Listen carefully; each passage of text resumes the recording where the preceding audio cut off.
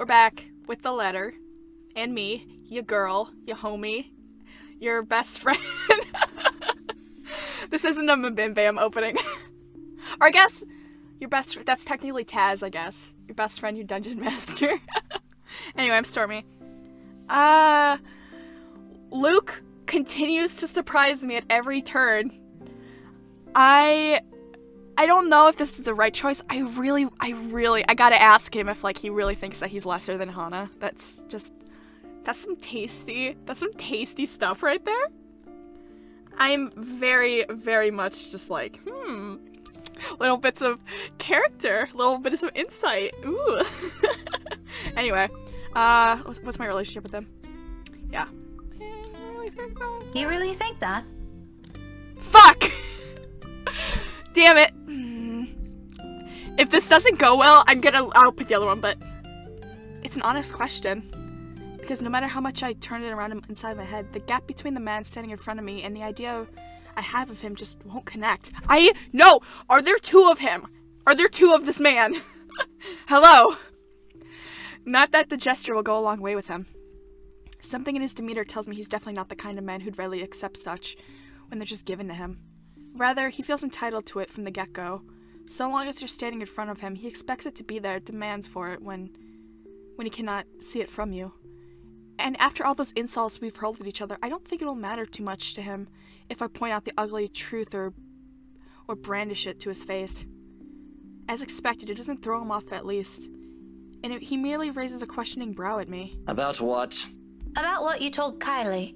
And don't you think she's a bit too young for that kind of talk? Kylie's 6, Daisy, not an infant who still needs help changing her nappy. At her age, she can already handle more than that. It's true. Besides, it's better to nip this whole thing at the bud. You know, before she starts thinking that a man's ego defines her self-worth. I certainly don't need someone else to define me. Why should any godchild of mine do? So, do I really think that?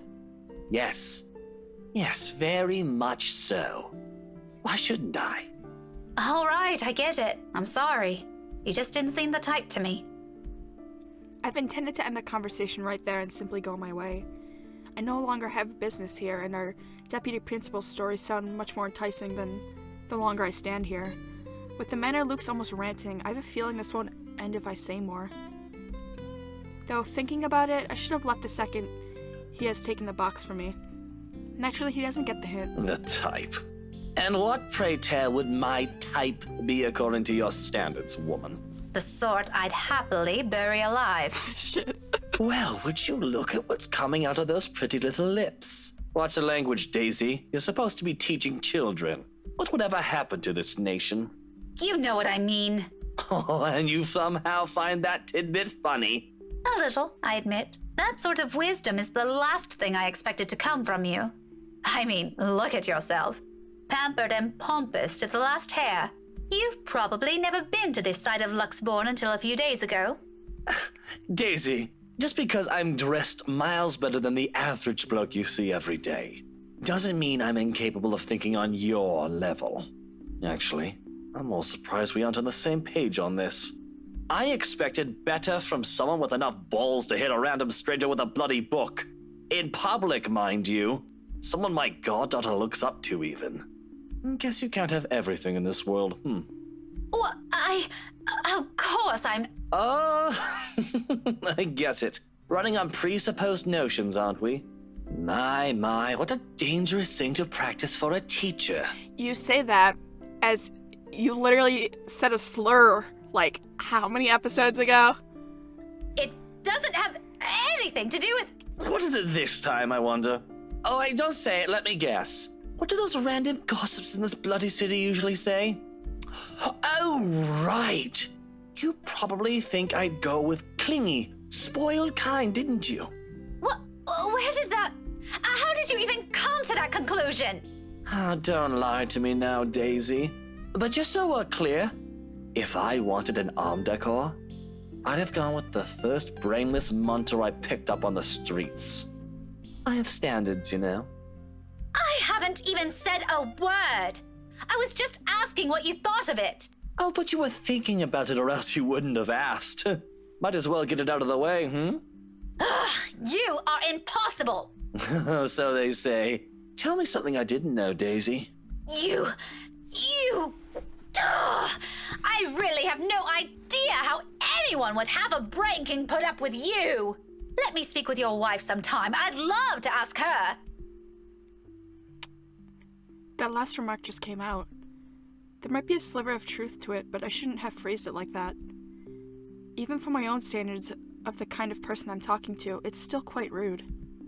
An apology is already in my throat, but the minute I open my mouth, all of what I've prepared to say dissipates. The lost in the moment in front of me. He has turned his gaze outside, staring at some point past the buildings, blocking the view of the sky, equally lost in thoughts. He's a vexing man under so many standards. However, in this moment, the morning light streaming from the window lends his features a certain air.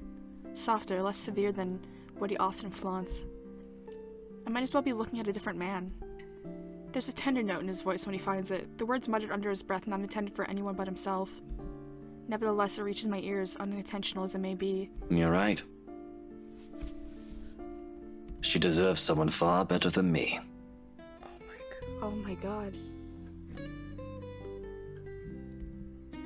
All that talk about self-worth makes so much sense now. It isn't some profound knowledge he pulled out of his arse. It has come out because he's already been there, likely stuck in the middle of it. Preaching about your own personal experience is easier after all.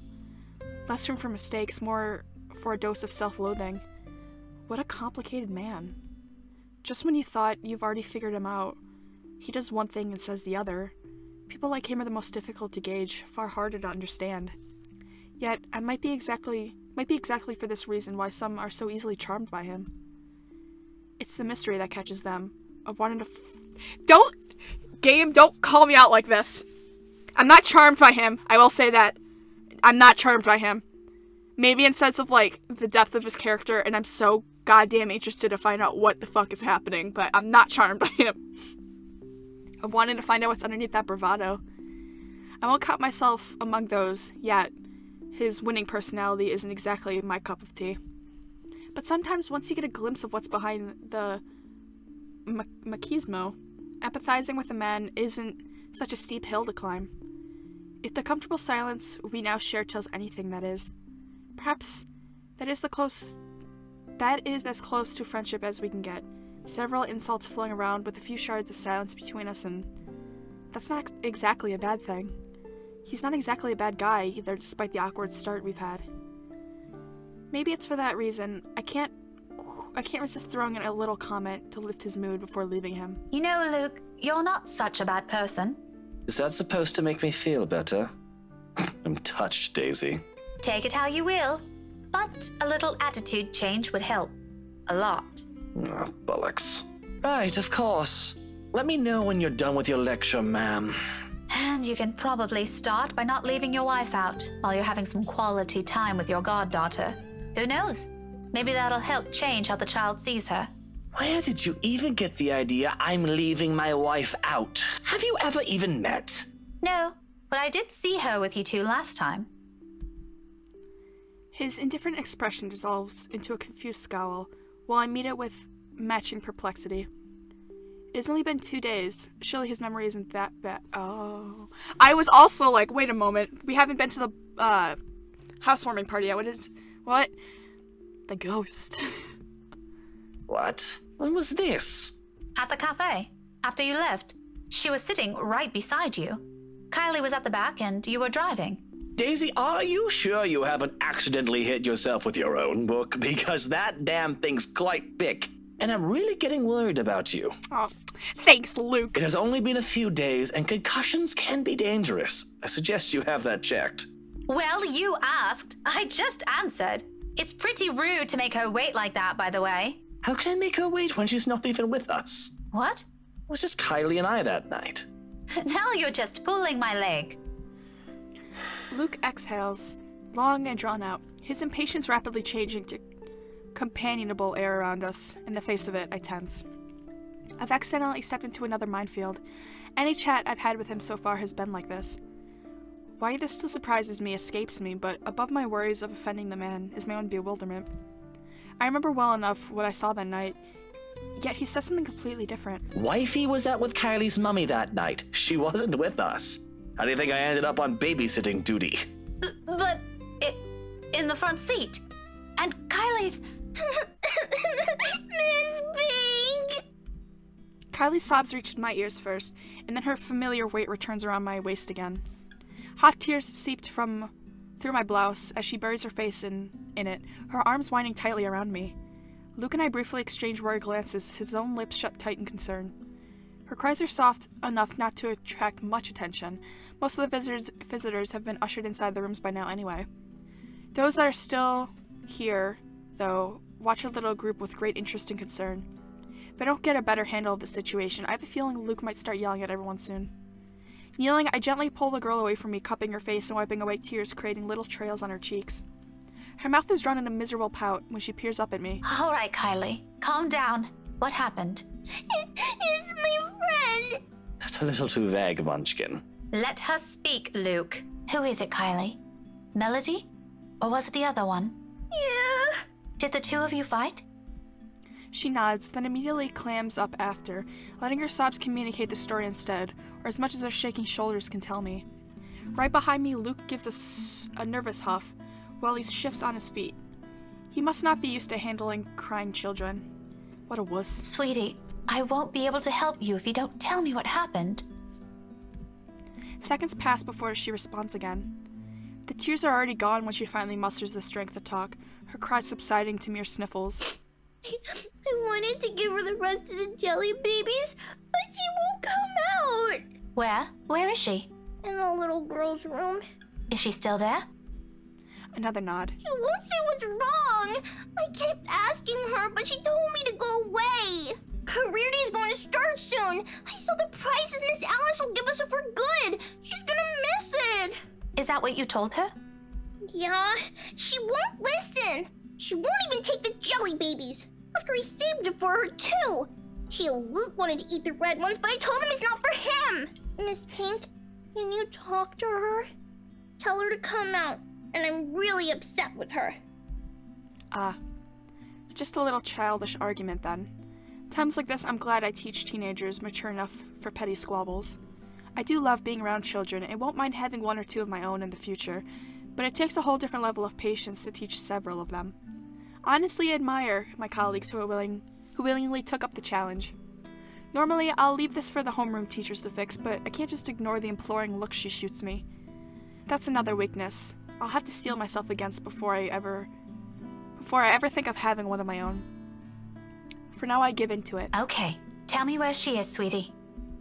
Sighing, I stand up and gesture for her to lead the way. Luke trails quietly behind us. Even with the small distance in between, his apprehension is palpable, understandably so. No one wants to be caught in the middle of a children's spat. But in the end, this is all just part of my job. I can't just shy away from it, can I? It's gonna be the ghost, right? It's gonna be the ghost. Kylie escorts us to the adjacent hall. At this hour, the corridors and the rooms lining the sides are empty, save for the gentle rustling of leaves and the twittering of birds outside, and the tapping of our foot against the floor. The whole area stays eerily quiet. Not unusual, though. This is the part of the building reserved for club activities at the end of the school day, and with the rest of the school busy with another event, it's only natural for this to be deserted. Come afternoon, right after class, it'll once again be filled with people. For the time being, I focus on the toilets at the far end, heading straight for it. Luke stays behind, opting to wait for the end of this drama instead, obviously not wanting to deal with another person's kid. Meanwhile, Kylie follows right behind me, unusually silent as we approach the ladies' room. Some time before we made the turn down the hallway, she stopped sniffling and started singing a tune under her breath. London Bridge is falling down, falling down, falling down. London Bridge is falling down, my fair lady. I like that. Probably to brace or calm herself, or maybe this is her way of preparing to pull her friend out of her sulk. It certainly reminded me of another person. I make no remark on it, however. It's all part of growing up, they say. Let her learn. The door's slightly ajar when we get to it, and from inside the sobs of a girl echo— no, barely audible, even in this kind of hush. Turns out Kylie's not the only one upset about this. Despite the situation, a smile forms on my lips as I call out to her friend. Hello? Hello there? You're Kylie's friend, aren't you? Melody, is it? She's looking for you. Children can be so amusing sometimes. Granted, they can be exasperating, especially around this age, but the endearing things about them outweigh those. All you need to know is a level of patience. Career day's about to start, too. You'll have to come out, or you're going to be really late for it. Miss Alice won't be happy if one of her kids isn't there. I heard she brought little gifts for everyone who'll behave. Don't you want to receive one? However, her cries show no sign of abating.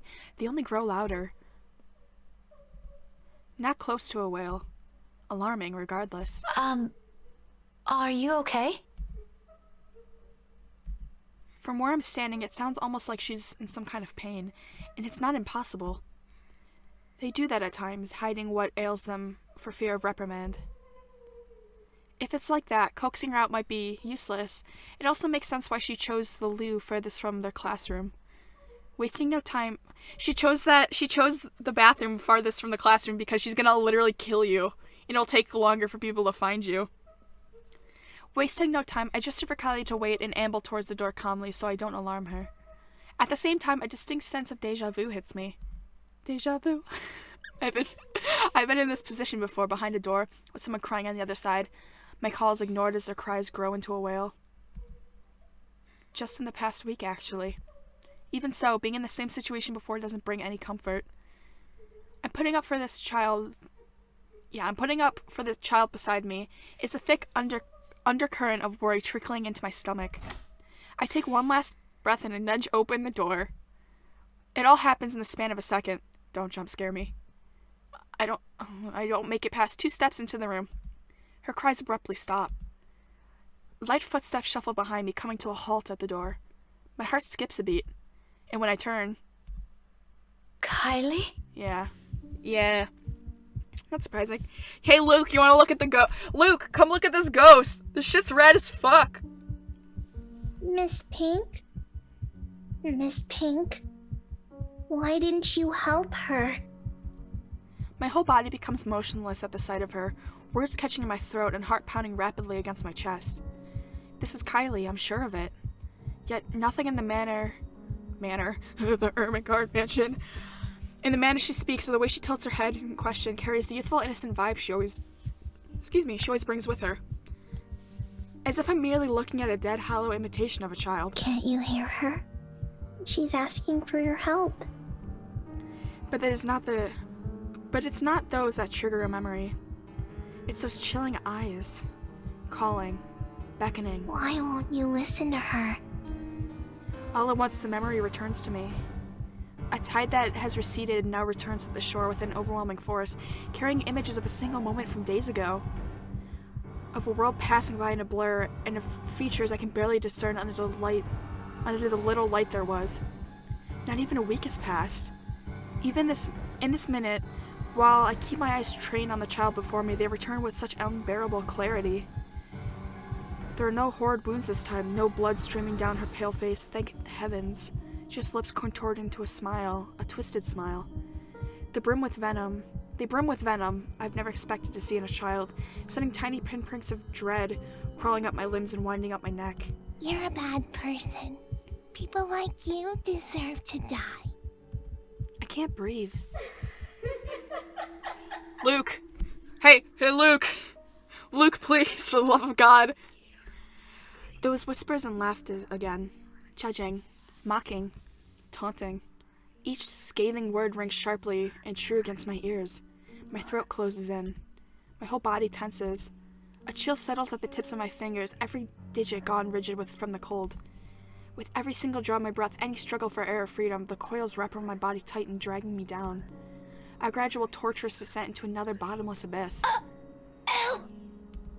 On, and on, and on, until I lose touch with myself and the world. Help me! Until darkness claims me and, unexpectedly, a note. In the distance, harsh and piercing, cutting through the thick stupor and shattering the haze without warning. Are you ladies done with your business here? I don't have all morning to wait for you two. Luke, get the fuck in here!